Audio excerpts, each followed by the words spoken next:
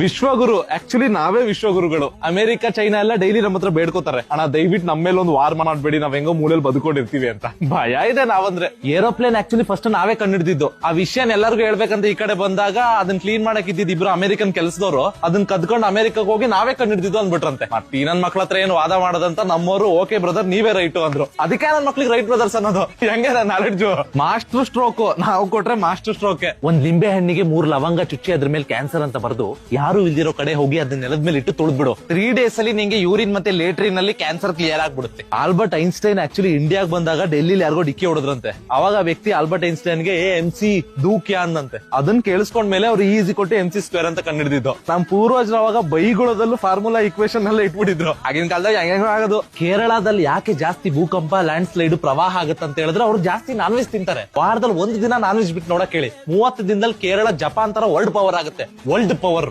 Bruce Lee ಇನ್ನೂ ಬದುಕೇ ಇದಾರೆ, ಬಟ್ ಹೊರಗಡೆ ಜನ ಕಾಣಿಸ್ಕೊಳ್ಳಕ್ ಇಷ್ಟ ಇಲ್ಲ. ಸೊ ಅಂಟಾರ್ಟಿಕಾದಲ್ಲಿ ಐಸ್ ಕ್ರೀಮ್ ಮಾರ್ಕೊಂಡಿದ್ದಾರೆ. ಸ್ಟೀವ್ ಜಾಬ್ಸ್ ಸತ್ತೋಗಿರೋದೇ ಒಂದ್ ಸುಳ್ಳು. ಆಪಲ್ ಐಫೋನ್ ಅಲ್ಲಿ ಹೆಸರು ಬಿಟ್ಟು ಬೇರೆ ಏನೋ ಅಪ್ಡೇಟ್ ಆಗ್ದಿಲ್ದಿರೋದ್ ನೋಡಿ ಬೇಜಾರಾಗಿ ರಷ್ಯಾಗ ಹೋಗಿ ಆಪಲ್ ಜ್ಯೂಸ್ ಅಂಗಡಿ ಹಾಕೊಂಡು ಬದುಕ್ತಾ ಇದಾರೆ. ಅವಾಗ ಇನ್ನೊಂದು ಹೇಳ್ತೀನಿ, ಇಲ್ಲೂ ಹೇಳಕೋಬೇಡ, ಸುಭಾಷ್ ಚಂದ್ರ ಬೋಸ್ ಇನ್ನೂ ಬದುಕೇ ಇದಾರೆ. ಅಪ್ಪ ಇವತ್ತೇ ಪೂಜೆ ಇಟ್ಕೊಂಡು ಇವತ್ತೇ ನನ್ನ ಕರಿತಿದ್ದೀರಲ್ಲ, ಈಗ ಆಲ್ರೆಡಿ 8:30 ಆಯ್ತು. ನಾನು ಮಂಗಳೂರಲ್ಲಿ ಇದ್ದೀನಿ, ಹೆಂಗ್ ಬರ್ಲಿ ಅಲ್ಲಿಗೆ?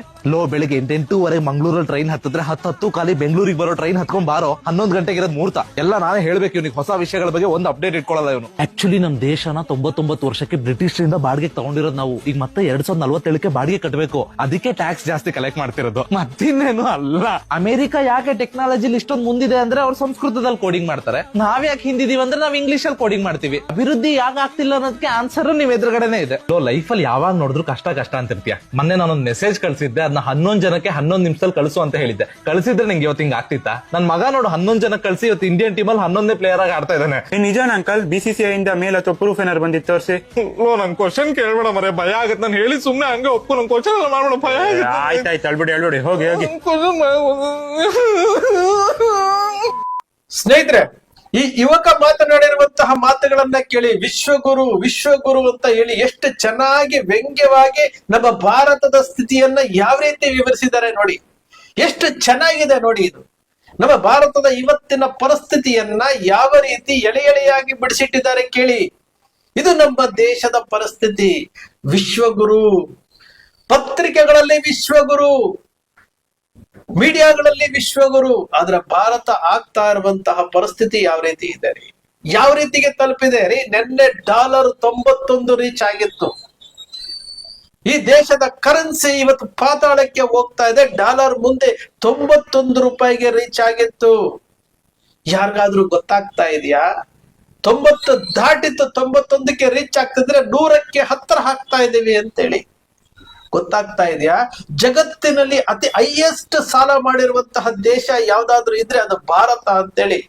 ಇವತ್ತು ನಮಗೆ ಹೆಮ್ಮೆ ಪಟ್ಕೊಳ್ಬೇಕು, ಬೆಂತಟ್ಕೊಳ್ಬೇಕು, ಅರ್ಥ ಆಗ್ತಾ ಇಲ್ಲ ನಮ್ಗೆ. ಈ ಯುವಕ ಹೇಳಿರುವಂತ ಅಷ್ಟು ಮಾತುಗಳು ವ್ಯಂಗ್ಯವಾಗಿದ್ರು ಸಹ ಇದು ಪ್ರತಿಯೊಬ್ಬ ಭಾರತೀಯನು ತಿಳ್ಕೊಳ್ಬೇಕಾದಂಥದ್ದು. ಭಾರತೀಯರ ಇವತ್ತು ದಯನೀಯ ಸ್ಥಿತಿಗೆ ಯಾರು ಕಾರಣಕರ್ತರು? ಬೇರೆ ಯಾರನ್ನು ದೂಷಣೆ ಮಾಡಬೇಡಿ, ನಾವೇ. ಈ ದೇಶದ ಸಂವಿಧಾನವನ್ನ ಏನು ನಾವು ಕಾಪಾಡಬೇಕಾದಂತವ್ರು, ಆ ಸಂವಿಧಾನದ ಹಕ್ಕುಗಳನ್ನ ನಾವು ಕೊಲ್ತಾ ಇದ್ದೇವೆ. ನಾವೇ ಕೊಲ್ತಾ ಇದ್ದೇವೆ. ನಮಗೆ ಜೀವ ರಕ್ಷಣೆ ಆಗಿರುವಂತಹ ಸಂವಿಧಾನದ ಹಕ್ಕುಗಳನ್ನ ನಾವು ತಿಳ್ಕೊಳ್ತಾ ಇಲ್ಲ. ಇದು ನಮ್ಮ ದೇಶದ ಇವತ್ತಿನ ಪರಿಸ್ಥಿತಿ. ಇದು ನಮ್ಮ ದೇಶದ ಇವತ್ತಿನ ದುಸ್ಥಿತಿಗೆ ಕಾರಣ.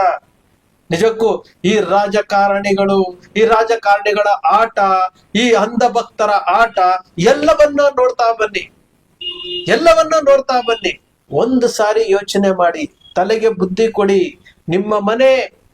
ನಿಮ್ಮ ಮನೆಯ ಬಾಗಿಲ ಮುಂದೆ 1 ಇಂಚು ಜಾಗ ಯಾರಾದ್ರೂ ಕಬಳಿಸ್ಕೊಂಡ್ಬಿಟ್ರೆ, ಯಾರಾದ್ರೂ ಒತ್ತುವರಿ ಮಾಡ್ಕೊಂಡ್ಬಿಟ್ರೆ ಯಾವ ರೀತಿ ಕೂಗಾಡ್ತೀರಿ? ನಿಮ್ಮ ಮನೆಯಿಂದ ₹1 ₹2 ಏನಾದ್ರೂ ಕಾಣೆಯಾಗ್ಬಿಟ್ರೆ ಯಾವ ರೀತಿ ಚಡಪಡಿಸ್ತೀರಿ?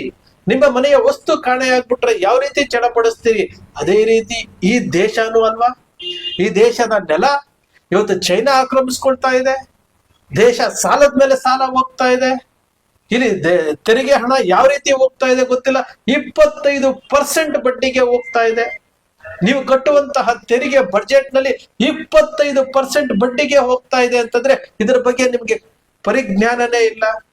ಅಲ್ಲಿ ಬಿಜೆಪಿ ಸರ್ಕಾರವನ್ನ ಕೇಳಿದ್ರೆ ಕಾಂಗ್ರೆಸ್ ಮಾಡಿಲ್ಲ ಅಂತಾರೆ, ಕಾಂಗ್ರೆಸ್ ಸರ್ಕಾರವನ್ನ ಕೇಳಿದ್ರೆ ಬಿಜೆಪಿ ಮಾಡಿಲ್ಲ ಅಂತಾರೆ. ಇವರು ಇಬ್ಬರು ಮಾಡ್ತಾ ಇರುವುದು ಏನ್ರಿ? ಜನರನ್ನ ಮೂರ್ಖರನ್ನಾಗಿ ಮಾಡ್ತಾ ಇರುವಂತದ್ದು, ಜನರನ್ನ ಮುಟ್ಟಾಳರನ್ನಾಗಿ ಮಾಡ್ತಾ ಇರುವುದಲ್ವಾ? ಇದೇ ಅಲ್ವಾ ಸತ್ಯ? ಎಲ್ಲಿವರೆಗೂ ಈ ರೀತಿಯಾಗಿ ಎಲ್ಲಿವರೆಗೂ ನೀವು ಈ ತರ ಜೀವನ ಮಾಡ್ತಾ ಇದ್ದೀರಿ ಅಂತ ನಮ್ಗೆ ಅರ್ಥವೇ ಆಗ್ತಾ ಇಲ್ಲ. ಪ್ರತಿನಿತ್ಯವೂ ಸಹ ಭಾರತವನ್ನ ಅಭಿವೃದ್ಧಿ ಪಥದತ್ತ ಹೋಗ್ಬೇಕು, ನಮ್ಮ ಭಾರತ ಸ್ವತಂತ್ರ ಆಗ್ಬೇಕು ಅಂತೇಳಿ ಲಕ್ಷಾಂತರ ಜನ ಜೀವದಾನ ಮಾಡಿರುವಂತದ್ದು, ಬಲಿದಾನ ಮಾಡಿರುವಂತಹ ಭಾರತದಲ್ಲಿ ಇವತ್ತು ನೀವು ಆ ಸ್ವತಂತ್ರವನ್ನ ಉಳಿಸ್ಕೊಳ್ಳೋದಕ್ಕೋಸ್ಕರ ಪರದಾಡ್ತಾ ಇದ್ದೀರಲ್ಲ. ಮಾತೆತ್ತಿದ್ರೆ ಹಿಂದೂ ಮುಸ್ಲಿಂ ಅನ್ಕೊಂಡು ಈ ಜನರನ್ನ ಮಧ್ಯೆ ಇರುವಂತಹ ಈ ದೇಶದ ಕಂದಕ ಹೆಚ್ಚಿಸ್ತಾ ಇದ್ದಾರೆ ಹೊರತು ಈ ದೇಶವನ್ನ ತೆಗೆದು ಉನ್ನತ ಮಟ್ಟಕ್ಕೆ ಕರ್ಕೊಂಡು ಹೋಗ್ಬೇಕು ಅನ್ನೋದು ಒಂದು ಕಿಂಚಿತ್ತಾದ್ರೂ ಯಾರಿಗಾದ್ರೂ ಮೈಂಡ್ ಅಲ್ಲಿ ಇದೆಯಾ? ಖಂಡಿತ ಇಲ್ಲ. ಇದಕ್ಕೆ ಮೂಲ ಕಾರಣ ನಾವು ಈ ದೇಶದ 145 ಕೋಟಿ ಜನಸಂಖ್ಯೆ, ವಿಶ್ವದಲ್ಲಿ ನಂಬರ್ 1 ಸ್ಥಾನದಲ್ಲಿ ಜನಸಂಖ್ಯೆನಲ್ಲಿದ್ದೀವಿ.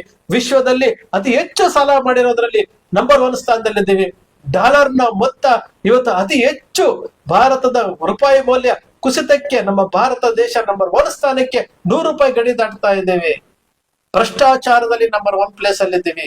ಬಡತನದಲ್ಲಿ ನಾವು ಇನ್ನೂ ಅಲ್ಲೇ ಇದ್ದೀವಿ. ಈ ಇಡೀ ಭಾರತ ದೇಶವನ್ನ ಹಾಡಿ ಉಗಳಿ ಬ್ರಿಟಿಷರು ಭಾರತದ ಮೇಲೆ ದಂಡೆತ್ತಿ ಬಂದಿದ್ದು ಸಾಂಬಾರ್ ಪದಾರ್ಥಗಳಿಗೋಸ್ಕರವಾಗಿ.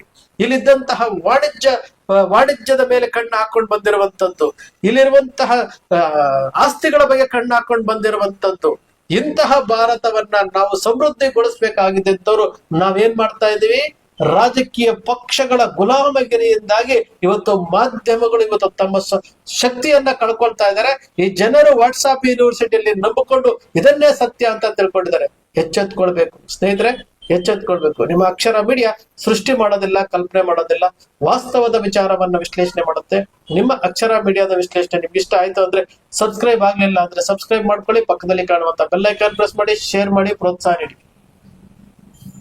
ವಿಶ್ವಗುರು ಆಕ್ಚುಲಿ ನಾವೇ ವಿಶ್ವಗುರುಗಳು. ಅಮೆರಿಕ, ಚೈನಾ ಎಲ್ಲ ಡೈಲಿ ನಮ್ಮ ಹತ್ರ ಬೇಡ್ಕೋತಾರೆ, ಅಣ್ಣ ದಯವಿಟ್ಟು ನಮ್ಮ ಮೇಲೆ ಒಂದು ವಾರ್ ಮಾಡ್ಬೇಡಿ, ನಾವ್ ಹೆಂಗೋ ಮೂಲೆಯಲ್ಲಿ ಬದುಕೊಂಡಿರ್ತೀವಿ ಅಂತ. ಭಯ ಇದೆ ನಾವಂದ್ರೆ. ಏರೋಪ್ಲೇನ್ ಆಕ್ಚುಲಿ ಫಸ್ಟ್ ನಾವೇ ಕಂಡಿಡ್ದಿದ್ದು. ಆ ವಿಷಯನ ಎಲ್ಲರಿಗೂ ಹೇಳ್ಬೇಕಂತ ಈ ಕಡೆ ಬಂದಾಗ ಅದನ್ನ ಕ್ಲೀನ್ ಮಾಡಕ್ ಇದ್ದಿದ್ದು ಇಬ್ರು ಅಮೆರಿಕನ್ ಕೆಲಸದವರು ಅದನ್ನ ಕದ್ಕೊಂಡು ಅಮೆರಿಕಕ್ಕೆ ಹೋಗಿ ನಾವೇ ಕಂಡಿಡ್ದಿದ್ದು ಅಂದ್ಬಿಟ್ರಂತೆ. ಮತ್ತೆ ಈ ನನ್ ಮಕ್ಳ ಹತ್ರ ಏನು ವಾದ ಮಾಡೋದಂತ ನಮ್ಮವರು ಓಕೆ ಬ್ರದರ್ ನೀವೇ ರೈಟು ಅಂದ್ರು. ಅದಕ್ಕೆ ನನ್ ಮಕ್ಳಿಗೆ ರೈಟ್ ಬ್ರದರ್ಸ್ ಅನ್ನೋದು. ಹೆಂಗೆ ನಾಲೆಡ್ಜ್ ಮಾಸ್ಟರ್ ಸ್ಟ್ರೋಕ್ ನಾವು ಕೊಟ್ರೆ ಮಾಸ್ಟರ್ ಸ್ಟ್ರೋಕ್. ಒಂದ್ ಲಿಂಬೆ ಹಣ್ಣಿಗೆ 3 ಲವಂಗ ಚುಚ್ಚಿ ಅದ್ರ ಮೇಲೆ ಕ್ಯಾನ್ಸರ್ ಅಂತ ಬರ್ದು ಯಾರು ಇಲ್ದಿರೋ ಕಡೆ ಹೋಗಿ ಅದನ್ನ ನೆಲದ ಮೇಲೆ ಇಟ್ಟು ತುಳಿದ್ಬಿಡು. 3 days ಅಲ್ಲಿ ನಿಂಗೆ ಯೂರಿನ್ ಮತ್ತೆ ಲೇಟ್ರಿನ್ ಅಲ್ಲಿ ಕ್ಯಾನ್ಸರ್ ಕ್ಲಿಯರ್ ಆಗ್ಬಿಡುತ್ತೆ. ಆಲ್ಬರ್ಟ್ ಐನ್ಸ್ಟೈನ್ ಆಕ್ಚುಲಿ ಇಂಡಿಯಾಗ್ ಬಂದಾಗ ಡೆಲ್ಲಿಲಿ ಯಾರಿಗೋ ಡಿಕ್ಕಿ ಹೊಡೆದ್ರಂತೆ. ಅವಾಗ ಆ ವ್ಯಕ್ತಿ ಆಲ್ಬರ್ಟ್ ಐನ್ಸ್ಟೈನ್ ಗೆ MC ದೂಕ್ಯಾನ್ ಅಂತೆ. ಅದನ್ನ ಕೇಳಿಸ್ಕೊಂಡ್ ಮೇಲೆ ಅವ್ರು E=mc² ಅಂತ ಕಂಡಿಡಿದ್ದು. ನಮ್ ಪೂರ್ವಜರು ಅವಾಗ ಬೈಗುಳದಲ್ಲೂ ಫಾರ್ಮುಲಾ ಈಕ್ವೇಶನ್ ಎಲ್ಲ ಇಟ್ಬಿಟ್ಟಿದ್ರು. ಆಗಿನ ಕಾಲದಾಗ ಹೆಂಗ ಆಗೋದು. ಕೇರಳದಲ್ಲಿ ಯಾಕೆ ಜಾಸ್ತಿ ಭೂಕಂಪ, ಲ್ಯಾಂಡ್ ಸ್ಲೈಡ್, ಪ್ರವಾಹ ಆಗುತ್ತೆ ಅಂತ ಹೇಳಿದ್ರೆ ಅವ್ರು ಜಾಸ್ತಿ ನಾನ್ ವೆಜ್ ತಿಂತಾರೆ. ವಾರದಲ್ಲಿ 1 ದಿನ ನಾನ್ ವೆಜ್ ಬಿಟ್ಟು ನೋಡಕ್ ಹೇಳಿ. 30 ದಿನದಲ್ಲಿ ಕೇರಳ ಜಪಾನ್ ತರ ವರ್ಲ್ಡ್ ಪವರ್ ಆಗುತ್ತೆ. World power. ಬ್ರೂಸ್ಲಿ ಇನ್ನೂ ಬದುಕೇ ಇದಾರೆ, ಬಟ್ ಹೊರಗಡೆ ಜನ ಕಾಣಿಸ್ಕೊಳಕ್ ಇಷ್ಟ ಇಲ್ಲ. ಸೊ ಅಂಟಾರ್ಟಿಕಾದಲ್ಲಿ ಐಸ್ ಕ್ರೀಮ್ ಮಾರ್ಕೊಂಡಿದ್ದಾರೆ. ಸ್ಟೀವ್ ಜಾಬ್ಸ್ ಸತ್ತೋಗಿರೋದೇ ಒಂದ್ ಸುಳ್ಳು. ಆಪಲ್ ಐಫೋನ್ ಅಲ್ಲಿ ಹೆಸರು ಬಿಟ್ಟು ಬೇರೆ ಏನೋ ಅಪ್ಡೇಟ್ ಆಗ್ದಿಲ್ದಿರೋದ್ ನೋಡಿ ಬೇಜಾರಾಗಿ ರಷ್ಯಾಗ ಹೋಗಿ ಆಪಲ್ ಜ್ಯೂಸ್ ಅಂಗಡಿ ಹಾಕೊಂಡು ಬದುಕ್ತಾ ಇದಾರೆ. ಅವಾಗ ಇನ್ನೊಂದು ಹೇಳ್ತೀನಿ, ಎಲ್ಲೂ ಹೇಳಕೋಬೇಡ, ಸುಭಾಷ್ ಚಂದ್ರ ಬೋಸ್ ಇನ್ನೂ ಬದುಕೇ ಇದಾರೆ. ಅಪ್ಪ ಇವತ್ತೇ ಪೂಜೆ ಇಟ್ಕೊಂಡು ಇವತ್ತೇ ನನ್ನ ಕರಿತಿದ್ದೀರಲ್ಲ. ಈಗ ಆಲ್ರೆಡಿ 8:30 ಆಯ್ತು. ನಾನು ಮಂಗ್ಳೂರಲ್ಲಿ ಇದೀನಿ, ಹೆಂಗ್ ಬರ್ಲಿ ಅಲ್ಲಿಗೆ?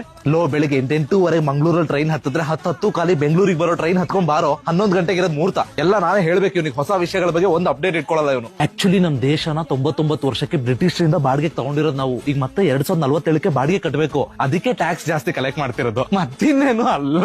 ಅಮೆರಿಕ ಯಾಕೆ ಟೆಕ್ನಾಲಜಿಲಿ ಇಷ್ಟೊಂದು ಮುಂದಿದೆ ಅಂದ್ರೆ ಅವ್ರ ಸಂಸ್ಕೃತದಲ್ಲಿ ಕೋಡಿಂಗ್ ಮಾಡ್ತಾರೆ. ನಾವ್ ಯಾಕೆ ಹಿಂದಿದೀವಿ ಅಂದ್ರೆ ನಾವ್ ಇಂಗ್ಲಿಷ್ ಅಲ್ಲಿ ಕೋಡಿಂಗ್ ಮಾಡ್ತೀವಿ. ಅಭಿವೃದ್ಧಿ ಯಾಕೆ ಆಗ್ತಿಲ್ಲ ಅನ್ನೋದಕ್ಕೆ ಆನ್ಸರ್ ನಿಮ್ ಎದುರುಗಡೆನೆ ಇದೆ. ಲೈಫ್ ಅಲ್ಲಿ ಯಾವಾಗ ನೋಡಿದ್ರು ಕಷ್ಟ ಅಂತಿರ್ತೀಯ. ಮೊನ್ನೆ ನಾನೊಂದು ಮೆಸೇಜ್ ಕಳ್ಸಿದ್ದೆ, ಅದನ್ನ 11 ಜನಕ್ಕೆ 11 ನಿಮಿಷದಲ್ಲಿ ಕಳಿಸು ಅಂತ ಹೇಳಿದ್ದೆ. ಕಳಿಸಿದ್ರೆ ನಿಂಗೆ ಇವತ್ತು ಹಿಂಗ್ ಆಗ್ತಿತ್ತಾ? ನನ್ ಮಗ ನೋಡು 11 ಜನಕ್ಕೆ ಕಳಿಸಿ ಇವತ್ತು ಇಂಡಿಯನ್ ಟೀಮ್ ಅಲ್ಲಿ 11ನೇ ಪ್ಲೇಯರ್ ಆಗಿ ಆಡ್ತಾ ಇದ್ದಾನೆ. ನಿಜಾನ ಅಂಕಲ್? BCCI ಇಂದ ಮೇಲ್ ಅಥವಾ ಪ್ರೂಫ್ ಏನಾರು ಬಂದಿತ್ತು ತೋರಿಸಿ.